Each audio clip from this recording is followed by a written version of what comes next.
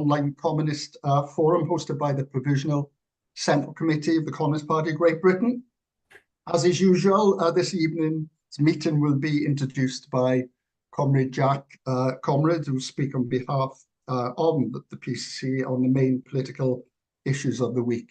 And also, as is usual, Jack will speak for approximately an hour, then be opportunities for questions and discussions. And as we've done in past weeks, if you need to speak, we'll make you into a panelist in order to do so. So over to you then, Jack. Okay, thank you, Bob. In terms of how we've advertised this week's online communist forum, we decided to go with Hurricanes Helena and Milton. And this was at a time, of course, when Hurricane Milton was being predicted to be a force 5. I'm not exactly sure what a force 1, 2, 3, or 4 are, but force 5, my understanding is that's the top. And clearly they were expecting, huge winds, 150 miles an hour. I'm sure I've heard, but by the time, it actually hit Florida, it had been downgraded to a force 3 storm. That still meant winds of up to 120 miles an hour and huge waves and tides and destruction. But the crucial point would be why it was expected to be so destructive wasn't simply, the velocity of the wind, the level of the sea. It was the fact that people in Florida were still in the process of clearing up the debris, the wreckage left by Storm Helena just a couple of weeks ago. And clearly what the authorities, what the emergency services feared, and I presume that this did happen, is that the new hurricane picks up the debris left behind by the last ones. And this then hits buildings, this then hits cars, this then hits power lines.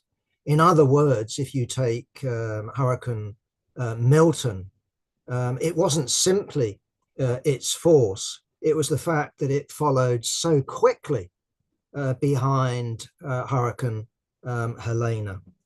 Now, my understanding is that 17 people were killed. This is a testimony to an advanced society.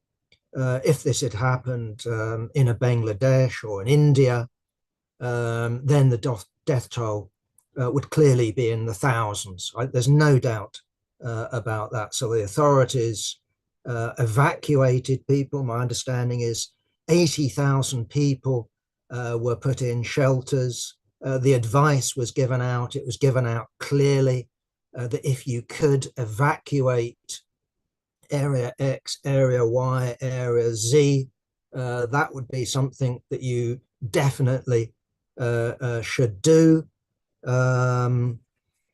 Nonetheless, at the end of this dreadful storm, 1.6 million people were left without power. And of course, that matters in an advanced society in terms of food, in terms of communication, in terms of staying alive in the modern world. Okay, so, I don't think any of us on this forum will be unaware of the root cause of the severity of this storm and the appearance of one hurricane following another. Yeah, you've guessed it, you know it. It's called global warming. It's called CO2 emissions. It's about the surface temperature of the oceans. It's about the level of the sea. the fact that the ice sheets, the glaciers are melting and putting more and more water into the oceans. And these are conditions that lead precisely to more severe and more frequent storms. This is the modeling that has been going on. So what we have, my understanding is, in terms of the analysis of Helena and Milton, is that the modeling is based on a 1.3 degrees centigrade above pre-industrial levels. And on that basis, let me get it right, the World Weather Attribution Service, I've looked at their site, they seem to be kosher, they seem to be sensible scientists. What they say is that such hurricanes have gone from being a 1 in 100 years expectation. So it's quite fluky, isn't it? That the last storm that was the equivalent of Milton was 100 years ago that hit Florida. But what they're saying now is it's gone from a 1 in 100 years expectation that you'll be hit by something like this to a 1 in 10 year expectation. And what they talk about is the expectation again is that in terms of intensity, they would be between 20 and 30% more intense than they would have been in pre-1850-ish sort of times. But also what this World Weather Attribution Service is saying is that clearly we're not simply at the level of 1.3 degrees centigrade over pre-industrial levels. As everyone knows, what we've had in the early 2020s, and I think it has been 2020, 21, 22, 23, and now this year, is that temperatures are nudging up to and sometimes even beyond a global average of over 1.5 degrees centigrade above pre-industrial times. Now, I don't know how long that has to be sustained before that is categorized as the new norm. But clearly we're in that territory sometime soon. It's also just worthwhile pointing out that coincidentally, the New Scientist journal has run an interesting article basically saying that even if human beings stopped releasing CO2, even if we came to a carbon neutral economy now, we would still be expecting not just tens of years, but hundreds of years, and perhaps never, in order to cool the world down again. Some things are reversible after a considerable period of time. Some things are irreversible. So we clearly are in a situation of where we are approaching various tipping points. And of course, even if you, as I say, even if you stop now, which is no sign of that at all, but even if you did stop, we're into the proverbial oil tanker. It takes a long time to turn things around. And of course, what happens meanwhile is that the global poles keep melting. So Antarctica and the Arctic ice sheets continue to melt. The glaciers continue to melt. Sea levels will continue to rise, and temperatures in the sea and the air will increase. And therefore, precisely, we're moving into more and more extreme weather, and potentially into conditions of where, you know, whole cities become uninhabitable. We're already approaching that, as my understanding is, in Jakarta. That's being abandoned by the Indonesian government. They're building a new capital, but clearly whole countries are also in danger. The most obvious one, I suppose, is Bangladesh. It's very low lying. It's got big river delta, but also states in the US, such as Florida, are also in danger of inundation. And we're not talking about hundreds of years time. We're talking potentially in tens of years time. So the reason I bring up these storms isn't simply because we're dealing with unusual weather. This isn't simply a weather question, it's a climate question. And the definition of climate, after all, is big weather. It's weather taken over the course of something beyond a year. And so therefore, precisely, what these two hurricanes herald, God help us, is the new norm of weather that we should expect. Again, just as an aside, did anyone see the really spooky pictures of flooding in the Sahara? Again, previously, I would have thought a 1 in 100 years event. It rained, and a dried out lake overflowed. And I just looked, I don't know whether it was taken from a plane or a satellite. I just looked at the pictures of, bright yellow sand and then water, bright yellow sand, palm trees sticking out above the water. So where we're going is into a situation of, I think, extreme unpredictability. That's the danger in terms of human civilization.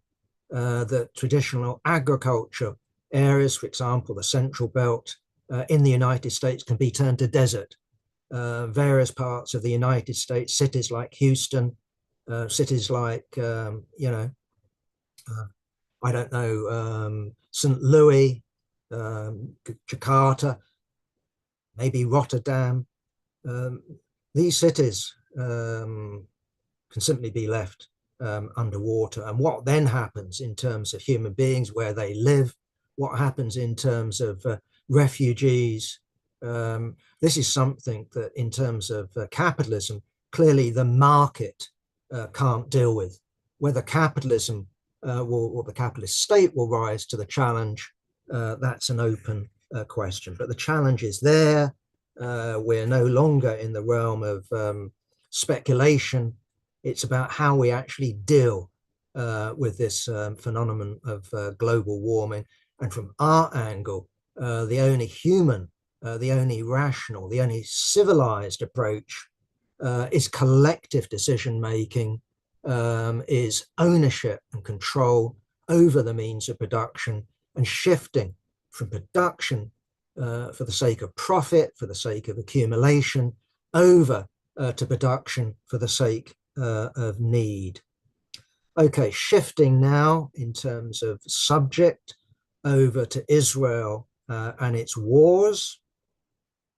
We have Israel's attacks on South Lebanon, and at least according to my latest figures, I could be out of date on this one, we've had 5 UN soldiers injured in Israeli attacks. That's my understanding. In other words, I would suspect that the high command in Israel has basically told their troops that if Hezbollah's there, shoot Hezbollah, and if UN troops happen to be in the way, so be it. My suspicion is also, and this isn't me alone, it's shared with a whole bunch of others, and we're not talking about conspiracy freaks here. There is the suspicion that Israel also wants to see the back of the UN from this part of Lebanon, so it can get on with the job, so there are no eyewitnesses to what it intends to do. In the same way that it's got rid of the press from Gaza. It doesn't want prying noses into its crimes there. It seems it doesn't want the UN interfering in its operations in South Lebanon. What are its aims? The stated claim is that what they're aiming to do is push Hezbollah 20 miles north. This will save Israel's citizens in the north of Israel from suffering attacks by Hezbollah rockets and missiles. I think that has to be nonsense. It can't be that. Because the thing with rockets is you can have very short range rockets, but it doesn't take that much to equip yourself with medium range rockets, or long range, or longer, shall we put it like that, rockets or missiles. Certainly the idea that it's 10 miles, if they push them back 10 miles, you can't shoot from 20 miles, or the idea that you push them back 20 miles and they can't shoot from 30 miles. This is nonsense. And clearly the Israeli armed forces know that perfectly well. So this isn't about protecting their citizens in the north of Israel. If you wanted to do that, you'd have to come to either an explicit or implicit agreement for a ceasefire with Hezbollah. They clearly don't want to do that. They want to pursue war. In order to do what? My guess would be in order to clear the Muslim population from southern Lebanon. My guess would be that what they're aiming to do is actually change the political map of Lebanon. Lebanon was the creation, as you know, of the division of the Ottoman Empire. It was designed by the French to be under the domination of Christians. This was their excuse for looking after Lebanon, hiving it off from Syria. It was in the province of Syria, along with Palestine, which was going to be the British home, the British little Ulster for the Jewish population that was either there or was going to colonize that part of the Middle East. And now it seems that Israel wants to return it to being some sort of Christian political entity. And that means getting rid of the Arabs, redrawing the constitution of Lebanon in a crisis situation. The state in Lebanon barely functions. Just look at its armed forces.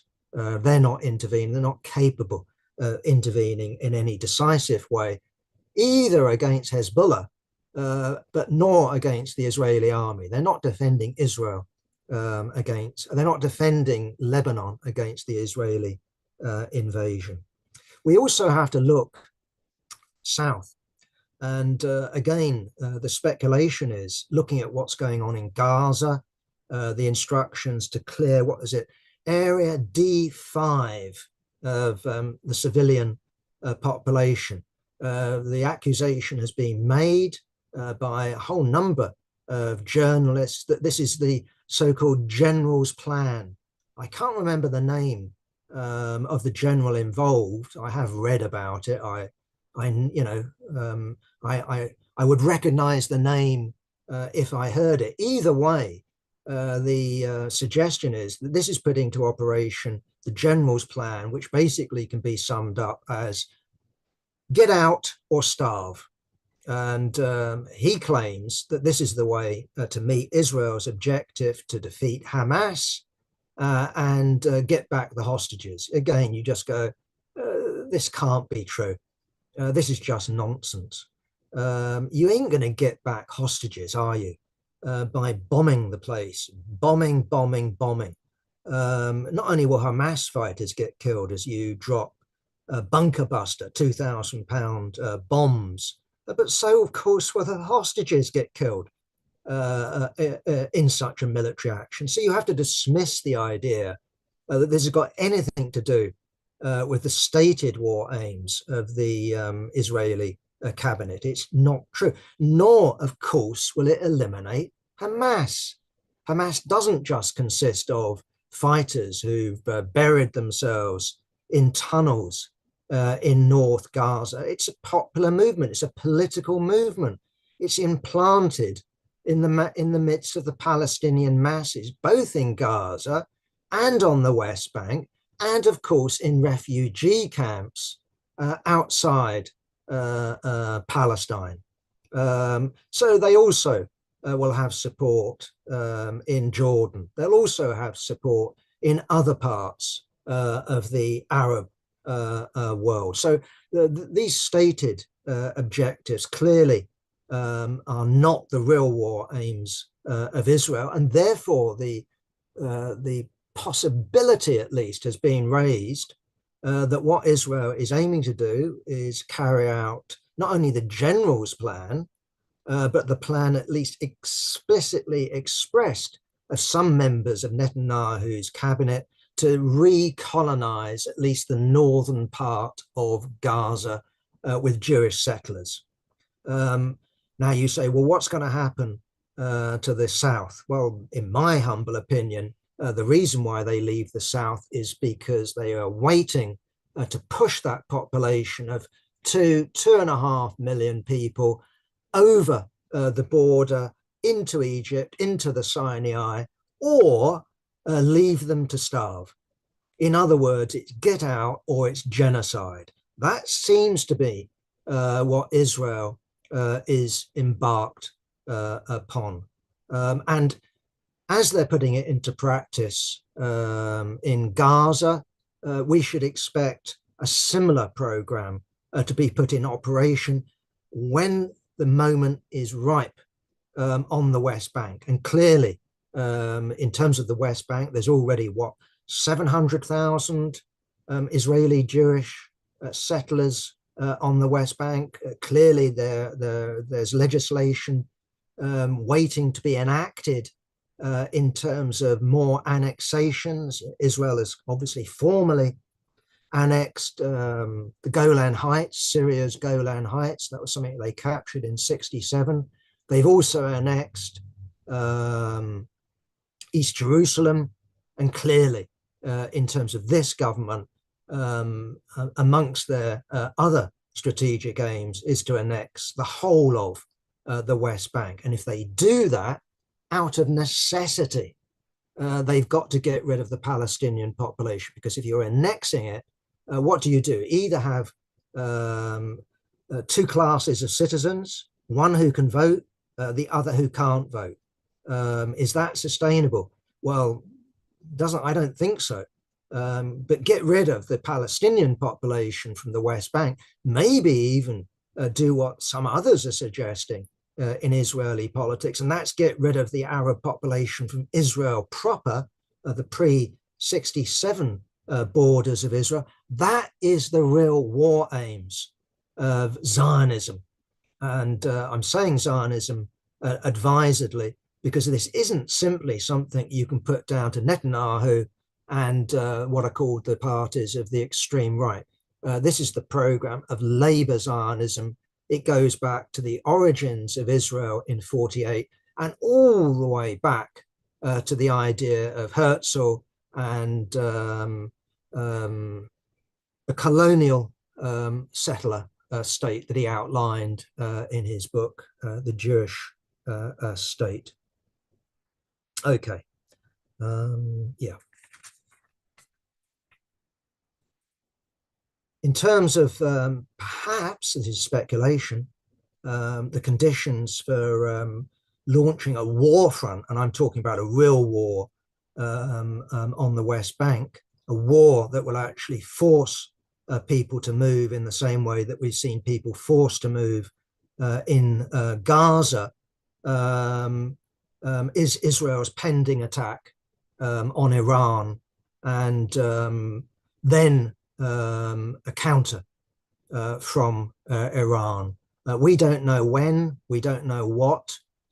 As I was preparing my notes last night for this political talk, I was exchanging a few emails with Yasmin Mather, and she was telling me that we are expecting, and she's talking about the sort of, the media, the BBC, in particular BBC Persian, was expecting an Israeli strike, perhaps last night. This is the end of the Jewish, period, the Day of Atonement. Here you are at the end of that. Israel would strike.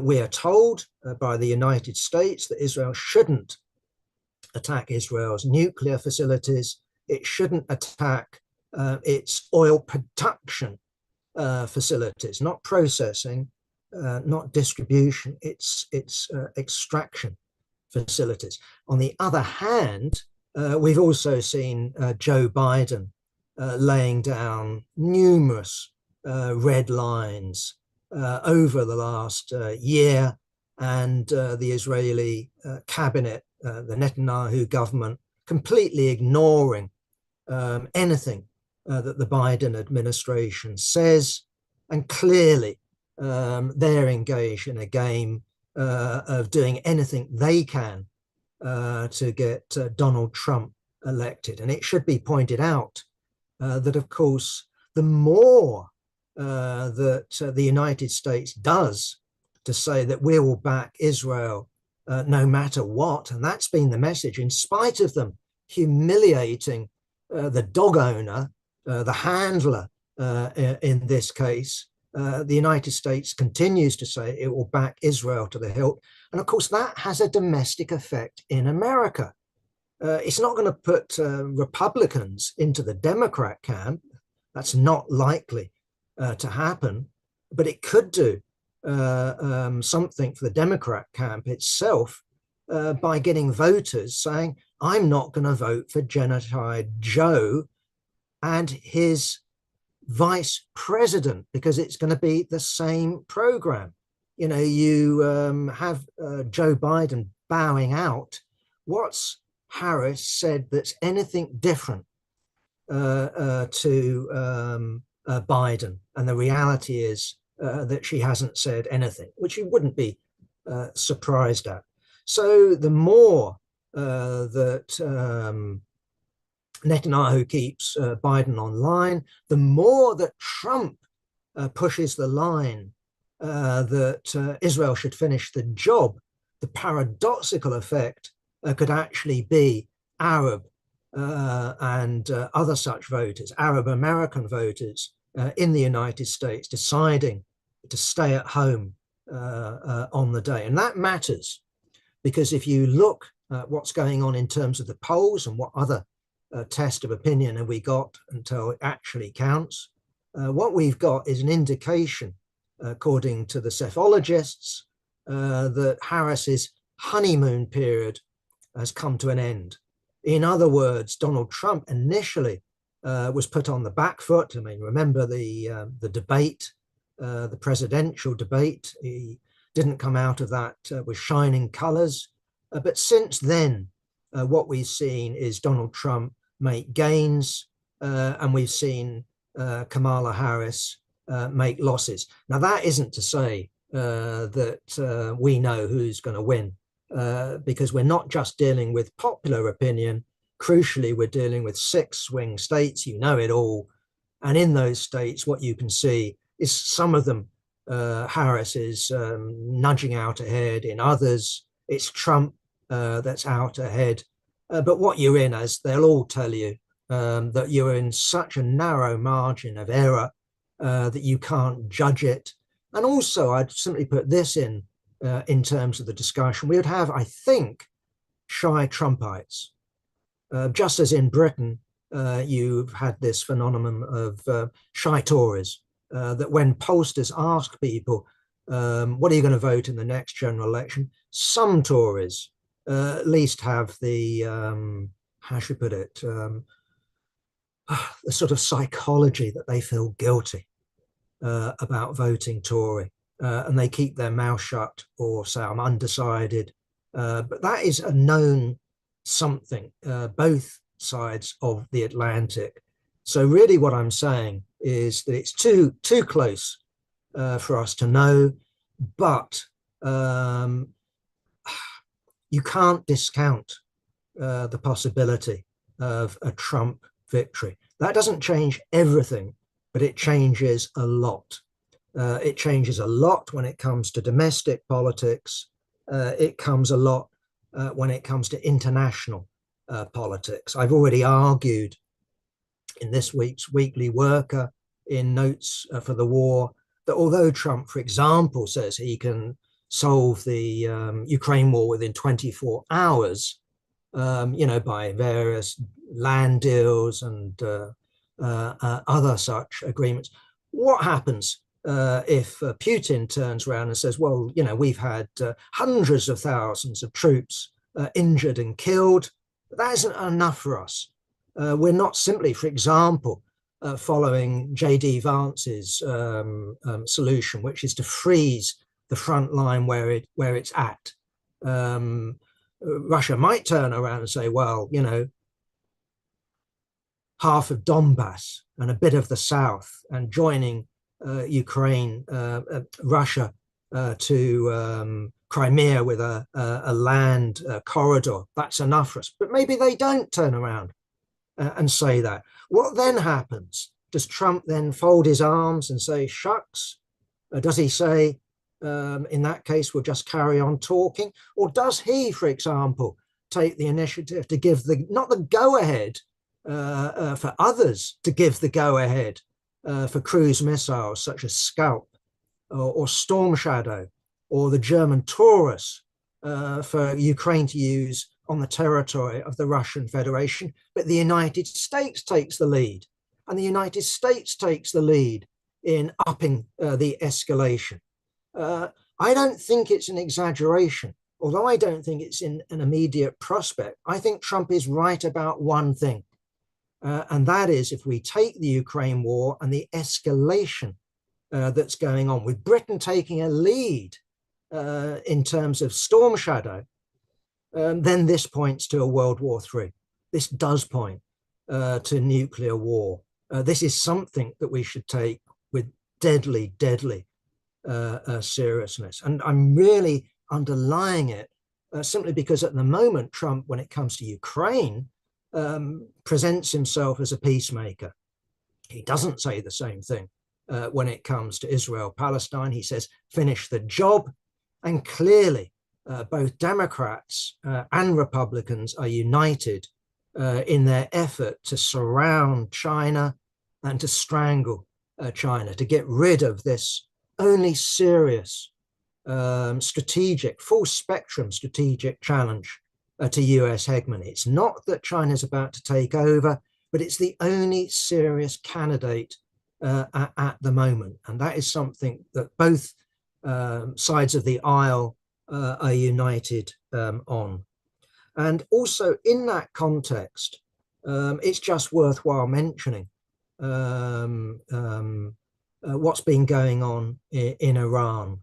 It's not only Ukraine that represents a threat of a nuclear war, or the United States versus China, the threat of a nuclear war. We've just had a situation in Iran, where I'm going to call it 36, because the reports I read was of 36 MPs in the Iranian parliament signing a motion calling upon the country to reconsider its nuclear doctrine. Now, that doesn't mean we should go for nuclear weapons, but it does mean it's a call upon the supreme leader to reconsider his judgment that nuclear weapons are haram, are forbidden in Islam, that these weapons are so terrible, this goes against our religion. Well, if you're a religious leader in Iran, or you are the supreme leader, you are allowed to do that. You are allowed to reconsider. And he could turn around and say, well, there's haram and haram. There's haram nuclear weapons, and then there's haram that someone might use nuclear weapons or might attack our nuclear facilities, and that's haram, haram, if you follow what I'm arguing. So it's not that Iran is just about to go nuclear. But clearly, again, in terms of escalation, the logic is that we cannot defend ourselves at the moment against Israel. We cannot retaliate effectively against Israel, but in the future, we might be able. Note this, they sent over, what was the number? 180, 200 ballistic missiles. There's all sorts of disputes. How many got through? There's no dispute about the casualty levels. They were, irrelevant. But on the other hand, if you send over 200 ballistic missiles with nuclear warheads and 30 get through, or 20 get through, then you're talking about tens of thousands of deaths. Then you're talking about knocking out Israeli infrastructure. You're talking about easily destroying Mossad's headquarters, that sort of damage. Now, of course, Israel is armed with nuclear weapons. It would respond. And then we go into absolute barbarism. But the calculation in Iran is mutually assured destruction, MAD, MAD, the doctrine of the late Cold War. We all know that nuclear war is mad, but I'm mad enough to use nuclear weapons. And that could be a way for Iran to protect itself against a Israeli retaliation.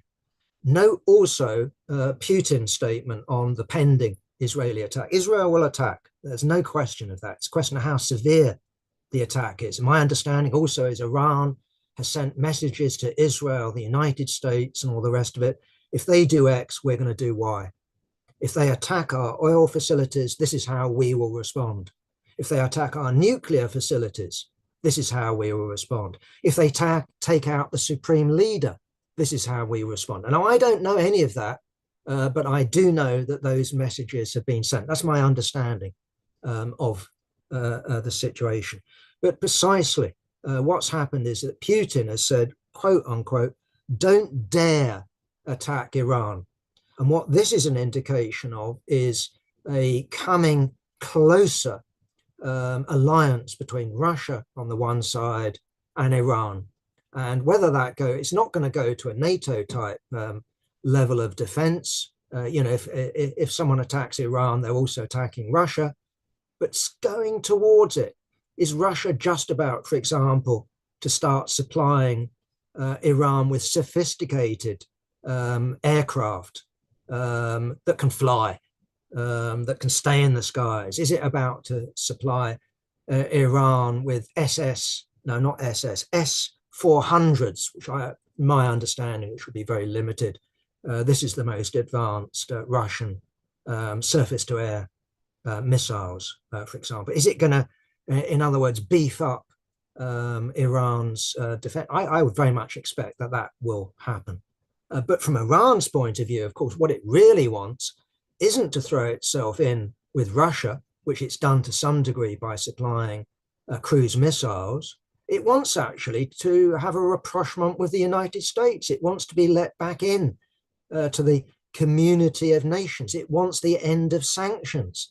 But if the sanctions don't come off, if Israel continues to attack Iran because it dares to defy Israel by supporting Hezbollah, for example, it has no choice. It will go in the direction of Russia, and it will, inch by inch, go towards equipping itself, as it could do with relative speed, with nuclear weapons, with potentially disastrous consequences.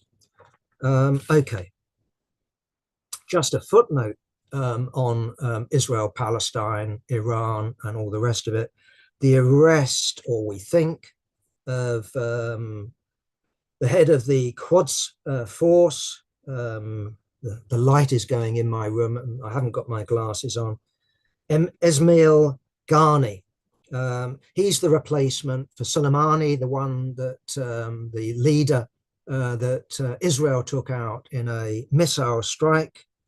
And at least amongst the rumors, who knows what the truth is? You know, the first casualty of war is the truth. So I'm simply repeating the story. One of the stories is that he's a Mossad agent. Well, maybe.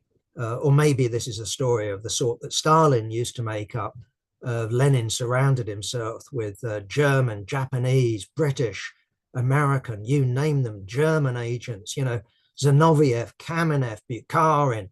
The Central Committee was awash with foreign agents, bar, I would expect, JV Stalin and Molotov or something along those lines. Who knows? What we do know is either because of spies, I doubt it's one, but what we know is either because of electronics or because of satellites or because of spies, Israel knows a great deal of what is going on. It knows who's going to stay in this room. It knows the routine of scientists. It knows the routine and it knows the movements of top leaders. I suspect it knows exactly where the supreme leader is at this moment in time. Whether they can penetrate, you know, a super bunker in some mountain, that I don't know. But it would seem at least that Israel knows what's going on to an extraordinary detail at the top of the Iranian regime, which no doubt will produce paranoia. And no doubt that's what it's designed to do in the leadership of the Islamic Republic. So I don't know whether there's any foundations for this story. It may be that he's a Mossad agent. On the other hand, maybe this is just plain paranoia. Either way, Israel is out to get him. There's no doubt on that score. Let me just put the light on in my room. And I also didn't put my, how should I put it? TV lamp on, so apologies for that. I just forgot about it.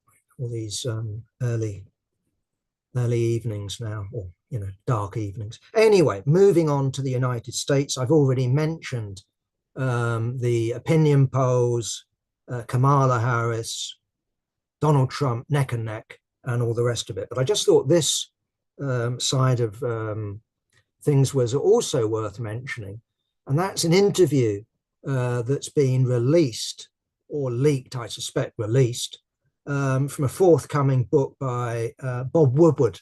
Those who are old enough will remember Bob Woodward of, you know, in terms of fame, you know, in terms of Nixon and all of, you know, the Pentagon, not Pentagon, you know, the White House scandals and all of that stuff. He was a top ace reporter and all that sort of stuff. Anyway, he's got a forthcoming book called War. This deals, I think I've only just seen the cover.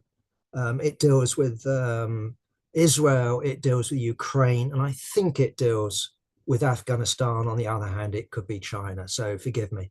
Either way, the significance this week of the latest release from War is quoting Mark Milley, the former chair of the Joint Chiefs of Staff of the United States, who was Donald Trump's top general when Donald Trump was president.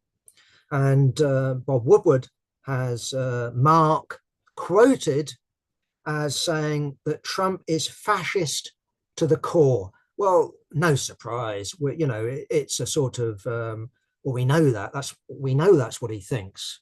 So there isn't really a news story. It's a news story. Why? Because we're weeks away from the presidential election, whose outcome no one knows. Why do we know? Because actually, if we look back to the attempted self-coup by Donald Trump, remember, you know, the storming of the Capitol building and all the rest of it. Mike Milley, he actually issued instructions to his subordinates. Don't take, this is quote, don't take any notice of what the fascists say. I give the orders here. So he was telling the Pentagon, he was telling the army, he was telling the Air Force, follow my orders. Ignore what your commander-in-chief says. That's what his message was. In other words, if there had been a successful, which I don't think really was on the cards, if there had been a successful self-coup, it wouldn't have been a successful self-coup because the armed forces would have dealt with Trump either by taking him to the madhouse, assassinating him, who knows what. He wasn't going to allow it to happen. And therefore, we should take his words seriously, not about the past, but about the present, precisely because this presidential race is neck and neck. What do the Democrats, and I'm taking Mali as a Democrat, what do the Democrats in the high command do? If Donald Trump doesn't win the popular vote, that wouldn't be expected. That would be an outcome that few people have been expecting. But the college vote, that's quite conceivable. The 6 swing states go Trump's way. He's the president. He can lose by millions of votes and yet still win the presidential race. What does the army do? What does the Pentagon do? What do the Democrats do under those circumstances? I don't believe any of these conspiracy theories that the last attempt on Trump's life or the one before that was some sort of deep state operation. The deep state gets its target. They use someone who can shoot straight. They don't botch the job. So I don't take these attempts seriously. And they could have killed him, but I don't take them as attempts by the deep state. But that isn't inconceivable, that Trump has an accident, is hit by some crazed assassin. So who knows? And that's what I'm saying on that one. We shouldn't discount that as a possibility. In other words, as I've argued from the beginning, even before Trump's self-coup, the danger to what passes for democracy in the United States doesn't just come from Trump, someone who says he will be a dictator for the first, was that another 24-hour quote from Trump that he will be a dictator for just one day only. But the threat to what passes for American democracy also comes from the Democrats, also comes from the Democrat side of the state machine. Okay, 48, 10 minutes or thereabouts to go. Very quickly. The surprise announcement of Alex Salmond's death. Why surprise? Well, because nowadays, at least, we're so used to people living to a ripe old age. If you get to 69, 70, your expectation is that you're going to live at least 5 years, probably 10, possibly even 20 more years. Some of us, can even hope or fear, heading towards 100 and beyond. So nowadays, someone dying at 69 is young, relatively speaking. And of course, the tributes have poured in. Great statesman. This is from the SNP, Tory leader in Scotland, Keir Starmer. What a giant this man was. What I haven't read, and that I suppose isn't surprising, that Salmond began his life on the left of the SNP, I think in the early 80s, unless I'm mistaken. This is from deep memory. I haven't read it recently. Wasn't he expelled from the SNP for his leftism? Either way, it was under Alex Salmond's leadership that the SNP not only went mainstream, but came, how should I put it, the nearest that Scotland has come thus far to independence. That's the 2016 Indie referendum, 45% to 55%, actually quite a wide margin. Nevertheless, it was under Salmond, and I think this is more significant actually, the SNP was brought online when it came to the EU. The SNP was brought online when it came to NATO. It became a thoroughly constitutionalist party. So although it represented a threat to the unity of the United Kingdom, the message that the SNP at least wanted to send out is an independent Scotland would be a reliable ally to the European Union, but also a reliable ally to the United States and NATO. That's basically the message. Okay, so there was a falling out, sex scandal, which he was cleared of, remember, by the courts, falling out with Nicola Sturgeon, who then went on, of course, to have our own problems with the law, the SNP losing all momentum.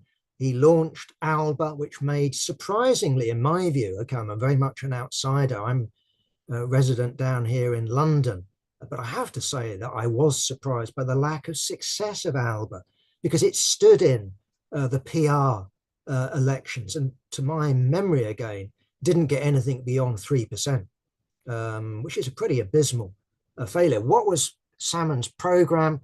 It was to push independence more rigorously, more aggressively than Nicola Sturgeon. And I can remember not that long ago, at least speculating with other comrades, looking at Boris Johnson as Prime Minister, looking at Nicola Sturgeon, toying clearly with the idea of an illegal Indy 2 referendum, right? This is before she came up with a great idea, sorry, Nicola, stupid, of using the next general election as a referendum on independence. It's never going to run, that one. But an unofficial referendum, in other words, following Catalonia, that particular path. And I was going at the time, I don't see her doing it. But I can see Boris Johnson basically saying, come on, Nicola, I'd love to do to you and the SNP what Spain did, the government of Spain in Madrid did to the Catalan separatist movement.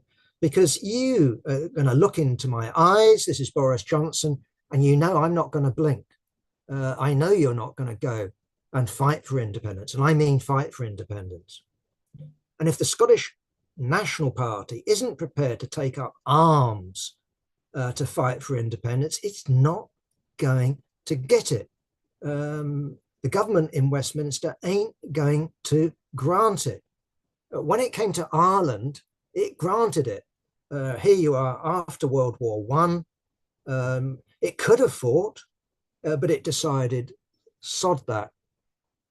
Give them semi-independence. They're going to remain a British neo-colony, a supply of labour and agricultural product. Okay, so you have the Irish Free State, which still accepts the monarch and British strategic control. Okay, De Valera comes in, you have the Republic, but fundamentally that doesn't change. The relationship between Britain and Ireland as a whole doesn't change until we have Britain entering the EU, or whatever it was, the European Common Market, or whatever it happened to be called at the time, along with Britain, and then Ireland changes. Either way, I'll simply say this. What is tragic in the present circumstances is that so much of the left have gone along with the agenda of the SNP. And the excuse has been that this would weaken British imperialism. Well, true, if British imperialism was the British imperialism of the 1920s, was the global hegemon, but it's not the global hegemon anymore. You know, it's the yapdog, or it's the, how should you put it, the poodle, whatever name you want to give it, of the United States. It's not going to weaken imperialism because you have, an independent Scotland in the NATO area. That's not going to weaken US imperialism. It would weaken the British working class, that's true, not least in Scotland. And the last thing I would wish upon the Scottish population, let alone the working class in Scotland, is a hostile independence where Britain or the rump UK, call it whatever you will, decided to put up tariff barriers. And the United States says, we don't like this independence. We don't like the threat to the Trident base in Scotland. We're going to put sanctions on you. Under those circumstances, Scotland would face economic ruin. You'd have hundreds of thousands, perhaps 1 million, perhaps more than 1 million people fleeing south, fleeing to England because the economy in Scotland is in freefall. That's the truth of it. And of course, we only need to look at Ireland to see the truth of that. Ireland has been depopulated until very recent times because of its subordinate relationship, in fact, to Britain. It's been bled of people. That's what would happen to Scotland. So far from prospering, Scotland would be ruined. Or you simply have a situation, you swap one master for another. But how does that strengthen the working class movement? And the answer is it doesn't. And just finally on that, just look at what the breakup of the Ottoman Empire, or for that matter, and I'd say that's a more relevant one to us, the Austro-Hungarian Empire.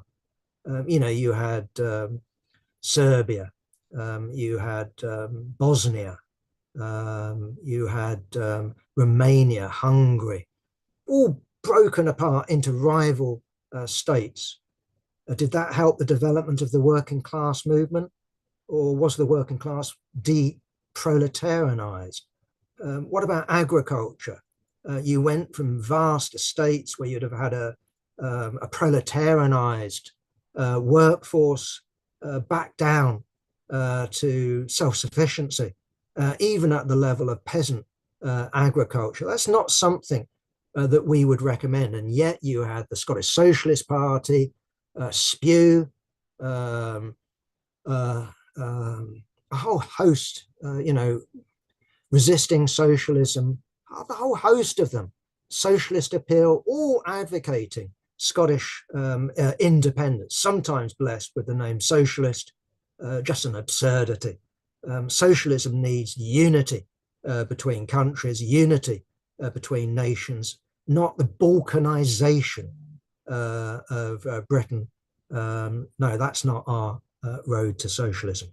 Finally, having mentioned Alex Salmond and his death, just mentioning 2 deaths in our own ranks. The first one, a lot of comrades most likely won't have heard of. Some of us have known him for years and years and years, and that's Tom May.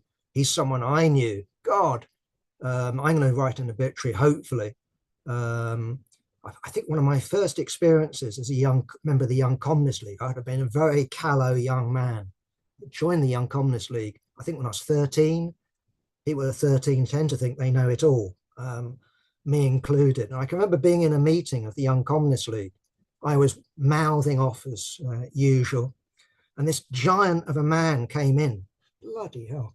Anyway, I was explaining materialism to the comrades of my own age, and saying, materialism is stuff, something along those lines. That would be my guess. And Tom got out his box of matches. He was a pipe smoker. Got out a box of matches and laid out 4 matches and put them in a square and said, John, what's that? And I instantly got the point. That wasn't 4 matches. That was a square. Material isn't just stuff. It's the arrangement. It's levels. It's abstraction. Anyway, that was a lesson I can remember. And that was from something, as I said, when I was 13. Also with Tom, we remember him for someone who was the only person I could get to give £100 for contacts I had in the old official party to launch the Leninist. And of course, all comrades who were responsible for the production week by week, week after week of the Weekly Worker will remember Tom, who used to buy us all fish and chips at the end of our stint. And we were all very grateful for his support. Tom was a what they call a rough diamond. I think you could call it in English terms. He was a Marmite man.